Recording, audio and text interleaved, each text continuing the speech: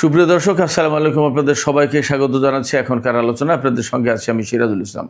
দর্শক, চীন সফর থেকে একেবারেই খালি হাতে ফিরেছেন ডোনাল্ড ট্রাম্প। তিনি প্রকৃতপক্ষে শূন্য ভাণ্ডার অপূর্ণ রেখেই দেশে ফিরছেন, কিন্তু সাথে জুটেছে অনেক অবহেলা, অপমান এবং অপ্রাপ্তির হতাশা।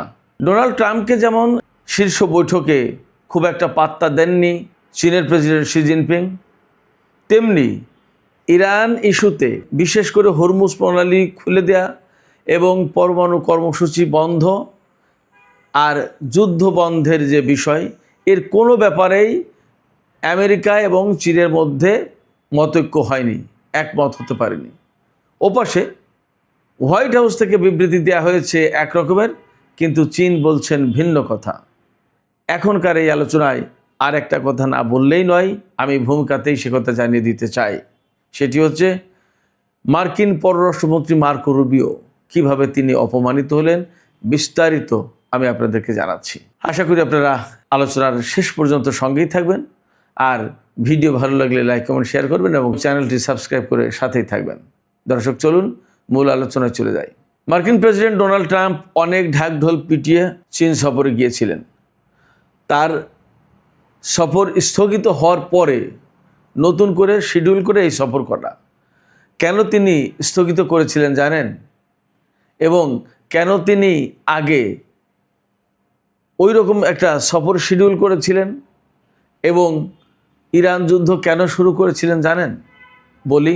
ডোনাল্ড ট্রাম্পের আশা ছিল চীন সফরের আগে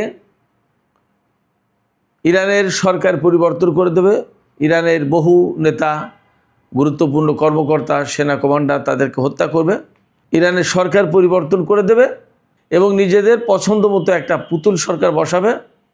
পুরো মধ্যপ্রাচ্যে আমেরিকার জয় জয়কার চলবে। নেতানিয়াহু হাসিতে খুশিতে তাথই তাথই করে নাচতে থাকবে এবং বিজয়ীর বেশে ডোনাল্ড ট্রাম্প চীন সফরে যাবেন এবং চীনকে এই মেসেজ দেবেন যে আমেরিকার কথা না শুনলে কি হয়। তার উদাহরণ হচ্ছে ভেনিজুয়েলার প্রেসিডেন্ট মাদুরো, নিকোলাস মাদুরো, এবং ইরানের সর্বোচ্চ নেতা সাইয়েদ আয়াতুল্লাহ আলী খামেনি এবং ইরানের সরকার। ফলে আমেরিকার শাসন চলবে পৃথিবীতে, আমেরিকার কথা মতো চলতে হবে, তা না শুনলে বিপদ সবার জন্য। এইরকম একটা মেসেজ দিতে চেয়েছিলেন। বিরাট আশায় বুক বেঁধেছিলেন ডোনাল্ড ট্রাম্প এবং তিনি চীন সফরের আগেই খুব দ্রুত তড়িঘড়ি করে পৃথিবীর কাউকে তিনি ইরানের বিরুদ্ধে অভিযান চালাবেন এই কথা বলেননি। কিন্তু ডোনাল্ড ট্রাম্পের আশার গুড়ে বালি। তিনি ভুল করেছিলেন।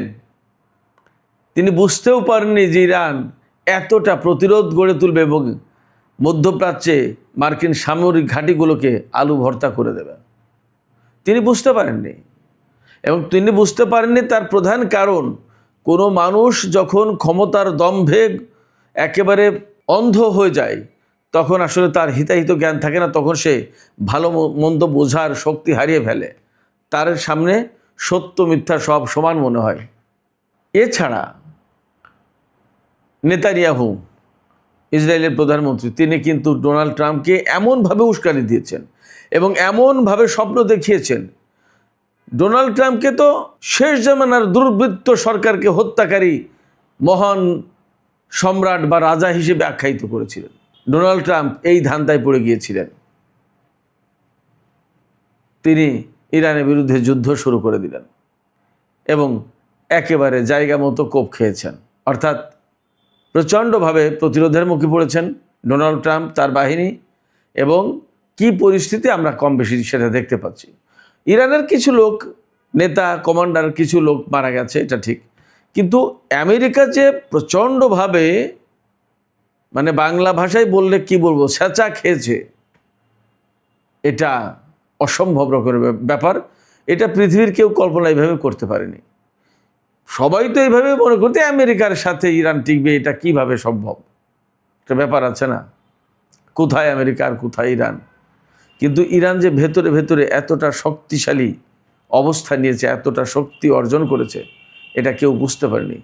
আমি বা এইরকম খুব গুটিগত কিছু লোক ধারণা করতাম যে ইরানের সাথে আমেরিকা যুদ্ধে আসলে প্রচণ্ড রকমের মার খাবে। অনেকের পক্ষে এটা কল্পনা করা সম্ভব ছিল না। যাই হোক, এবং আমি আপনাদেরকে আর একটা কথা জানাই, ডোনাল্ড ট্রাম্প আর কাউকে না বলে, ইউরোপীয় জোটকে বা নেটো জোটকে কাউকে না বলে এই ইরানের যুদ্ধ কেন শুরু করেছিলেন জানেন? আর একটা কারণ আছে, খুবই গুরুত্বপূর্ণ কারণ, যে কারণে ইউরোপের দেশগুলো নেটো জোট কেউ ডোনাল্ড ট্রাম্পের সাথে আসেনি, কেউ এই যুদ্ধে সমর্থন দিচ্ছে না। তার মানে কি, কারণ কি জানেন? সেই কারণটা হচ্ছে ইরানের হাতে রয়েছে প্রচুর পরিমাণে তেল, গ্যাস, বিরাট বড় দেশ, কৌশলগত অবস্থান, এক পাশে পারস্য উপসাগর, এক পাশে কাস্পিয়ান সাগর, এবং প্রচুর পরিমাণে রেয়ার আর্থ ম্যাটেরিয়াল, যেটা দুর্লভ খনিজ পদার্থ। ইরান দখল করে নিতে পারলে এ সমস্ত সব কিছুর মালিক আমেরিকা একা হবে, এবং ডোনাল্ড ট্রাম্প পৃথিবীর ইতিহাসে বিখ্যাত এক প্রেসিডেন্ট হয়ে যেতেন, বিখ্যাত এক শাসক হয়ে যেতেন, যিনি ইরানকে পরাজিত করে মধ্যপ্রাচ্যে, পুরো মধ্যপ্রাচ্যে তার সাম্রাজ্য প্রতিষ্ঠা করে ফেললেন। ইরানের যদি পতন হয়ে যেত তাহলে মধ্যপ্রাচ্যে তো আর আমেরিকার বিরুদ্ধে, ইসরায়েলের বিরুদ্ধে কথা বলার মতো আর কেউ থাকতো না। একদম পুরোটা সমান, সব এ প্রান্ত ও প্রান্ত সব একাকার হয়ে যেত। এই বিজয়, এই গৌরব অর্জন করতে চেয়েছিলেন ডোনাল্ড ট্রাম্প, এবং ইরানের প্রচুর পরিমাণে সম্পদ তার হাতে চলে যেত। শুধু তাই না, ইরান দখল করতে পারলে চীনের আজকে যে অবস্থান একদম জিরো হয়ে যেত। চীনের জ্বালানি, চীনের ব্যবসাপাতি সমস্ত সব কিছু ধ্বংস হয়ে যেত, এবং বিপুল পরিমাণে মূল্য দিয়ে আমেরিকার কাছে মাথা নত করে চীনকে মধ্যপ্রাচ্য থেকে, ইরান থেকে জ্বালানি এবং অন্যান্য জিনিস নিতে হতো। এবং ইরানকে কেন্দ্র করে, ইরানকে হাব বানিয়ে চীনের যে belt and road initiative, BRI, যে মহা পরিকল্পনা কর্মসূচি, এটা মার খেয়ে যেত, সব বাদ হয়ে যেত।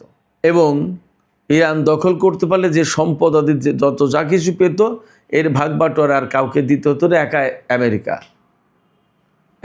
একাই আমেরিকা খেত। এই যে ধান্দা, এই যে লোভ, এই লোভ এবং এই ধান্দা ডোনাল্ড ট্রাম্পকে ডুবিয়েছে। ফলে ডোনাল্ড ট্রাম্প একা যখন ইরানের বিরুদ্ধে যুদ্ধ শুরু করেছে, তখন পশ্চিমাদের কেউ ডোনাল্ড ট্রাম্পকে সাপোর্ট দেয়নি। পরবর্তীতে অনুনয় বিনয় কান্নাকাটি করলেও তারা কেউ সাপোর্ট দেয়নি। এই কারণে তারা দেখেছে ইতিমধ্যে ইরানের হাতে কিভাবে মার খেয়েছে, এবং ইরানের মার্কিন ঘাঁটিগুলো সব ধ্বংস হয়েছে কিভাবে, ইসরায়েল কিভাবে নাস্তানাবুদ হচ্ছে সেগুলো দেখেছে। ফলে এই পশ্চিমা দেশগুলো তারা আর উপযাচক হয়ে সেধে মার খেতে আসেনি, তারা তাদের পিঠ বাঁচিয়েছে। যাই হোক, আমি ফিরে আসি চীন সফরের ব্যাপারে। এখানে আমি খুব গুরুত্ব দিয়ে যে কথাটা বলতে চেয়েছিলাম, মার্কো রুবিও কি ভয়ঙ্করভাবে অপমান হয়েছেন, সেই কথাটা আমি আপনাদেরকে বলি। আগে আকারে গীতে বলেছি, এবার আরও পরিষ্কার করে বলি। আপনারা চিন্তা করেন, আমেরিকার পররাষ্ট্রমন্ত্রী, যে পৃথিবীর এখনও 1 নম্বর পরাশক্তি বলে দাবি করে, যার সামরিক শক্তি, অর্থনৈতিক শক্তি এত বিরাট বিশাল, এবং দেশ হিসেবেও তো অনেক বড়, কত কিছু, সেই আমেরিকার পররাষ্ট্রমন্ত্রী মার্কো রুবিও, তার উপরে চীনের যে নিষেধাজ্ঞা আছে, আমি এই কথাগুলো এর আগে টুকটাক বলেছি, আমি আরেকটু পরিষ্কার করে বলি।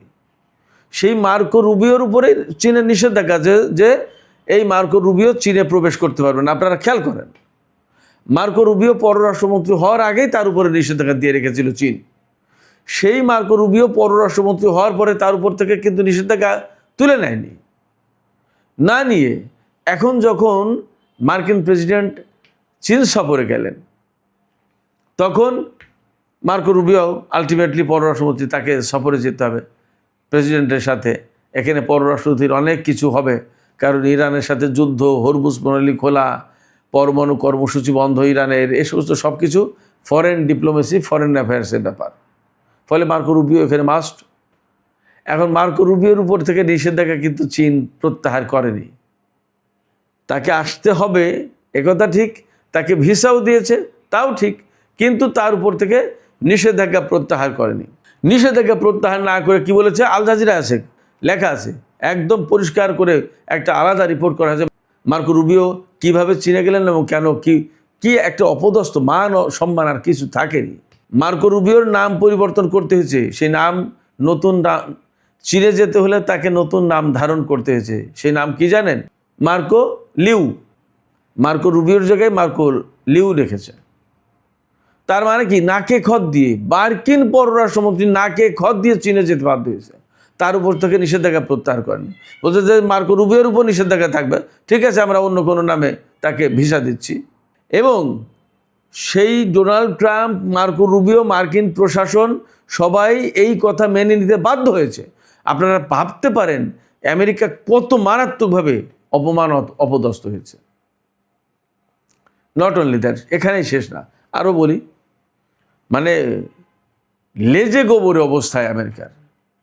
হোয়াইট হাউস বলেছে যে ইরানের পরমাণু কর্মসূচি চলতে পারবে না, ইরান পরমাণু অস্ত্র পেতে পারবে না, বানাতে পারবে না, ইরানের কাছে পরমাণু অস্ত্র থাকতে পারবে না।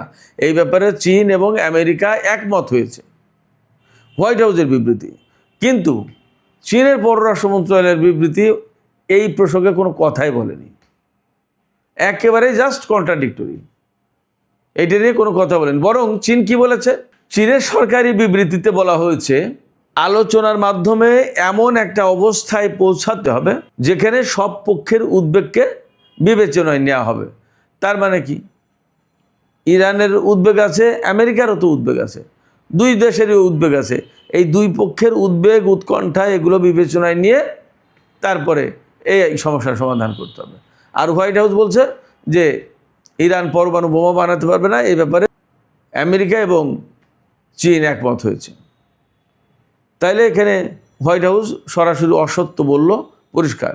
হোয়াইট হাউস বলেছে যে চীনা প্রেসিডেন্ট শি জিনপিং হরমুজ প্রণালীকে সামরিকীকরণ করা যাবে না এটা বলেছেন, এবং হরমুজ প্রণালীতে টোল আদায় করা যাবে না এটা বলেছেন, হোয়াইট হাউস দাবি করছেন।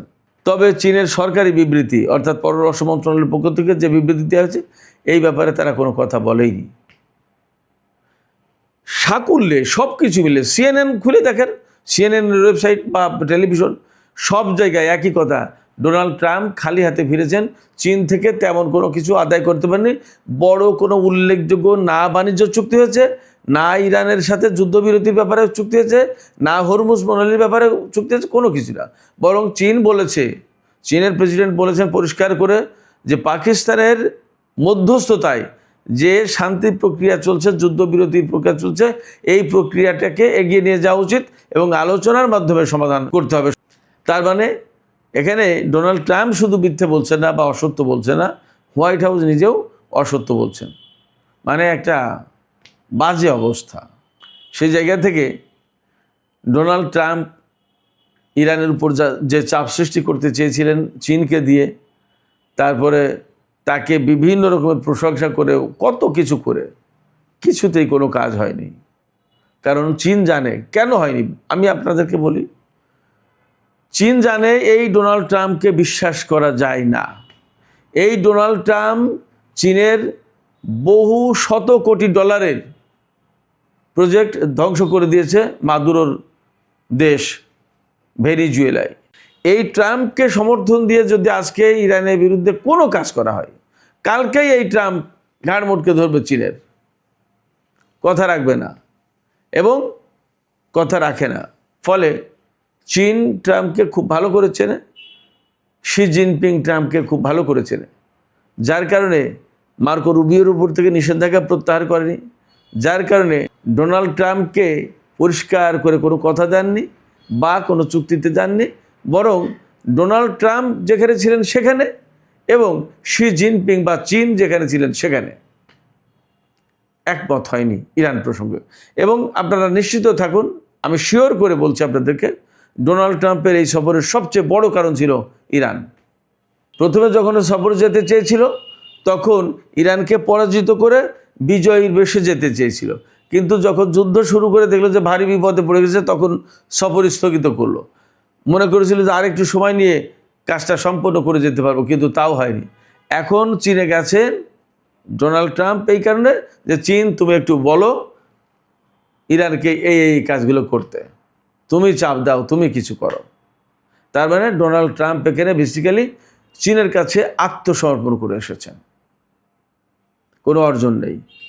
অনেকেই অনেক কথা বলছিলেন, অনেকেই অনেক খবর প্রচার করেছেন যে ইরানের বিরুদ্ধে চীন আর আমেরিকা এক হয়ে কাজ করতে রাজি হয়েছে, এটা সেটা বহু কথা। যারা এই ধরনের কথাবার্তা আগামভাবে ছড়িয়েছেন তারা প্রকৃতপক্ষে আমেরিকাকে চিনতে পারেনি, তারা ডোনাল্ড ট্রাম্পকে চিনতে পারেনি, তারা চীন এবং চীনের প্রেসিডেন্ট শি জিনপিংকেও চিনতে পারেনি।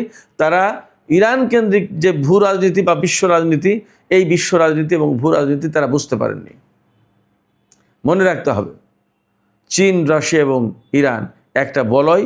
এই বলয় মার্কিন নেতৃত্বাধীন এক কেন্দ্রিক বিশ্ব ব্যবস্থাকে পরিবর্তন করে দিতে চায়। সেই জায়গায় চীন কখনো ইরানের সাথে বিশ্বাসঘাতকতা করতে পারে না। সুপ্রিয় দর্শক, আজকের আলোচনা এখানেই শেষ করছি। আপনারা সবাই ভালো থাকবেন। আর যাবার আগে আপনাদের কাছে একটু মতামত জানতে চাই। আমি অত্যন্ত জোরের সাথে বলেছি, চীন ইরানের সাথে বিশ্বাসঘাতকতা করতে পারে না। বর্তমান বিশ্ব রাজনীতির প্রেক্ষাপট থেকে আপনাদের কাছে কী মনে হয়? আপনাদের মতামত জানিয়ে কমেন্টে লিখতে পারেন। আর ভিডিও ভালো লাগলে নিশ্চয়ই শেয়ার করবেন এবং লাইক দেবেন, কমেন্ট করবেন। আর এই চ্যানেলটি সাবস্ক্রাইব করে সাথেই থাকবেন। আপনাদের সবাইকে আবারও অনেক অনেক ধন্যবাদ। আল্লাহ হাফেজ।